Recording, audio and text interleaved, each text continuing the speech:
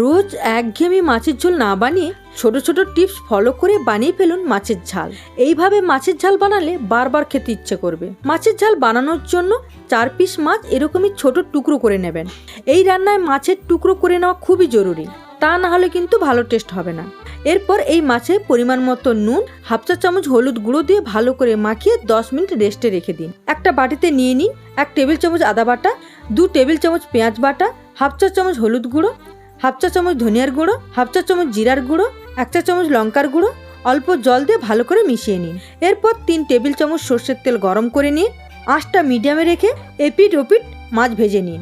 ভেজে নেওয়ার পর ওই তেলেই দিয়ে দিন হাফ চা চামচ গোটা জিরা আর দিন মশলার পেস্ট।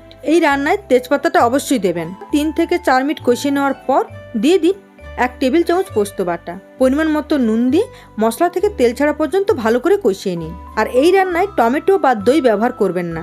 মশলা থেকে তেল ছাড়তে শুরু করলে ভেজে রাখা মাছ দিয়ে দিন। 1 থেকে 2 মিনিট কষিয়ে অল্প জল দিয়ে 4 থেকে 5 মিনিট মিডিয়াম আঁচে ফোটান। 4 থেকে 5 মিনিট ফুটিয়ে নেওয়ার পর দেখুন এরকমই তেল ছাড়তে শুরু করলে ওভেন থেকে নামিয়ে নেবেন। আশা করি এই রেসিপিটা আপনাদের ভালো লাগবে। যদি ভালো লেগে থাকে তাহলে একটা লাইক করে দেবেন।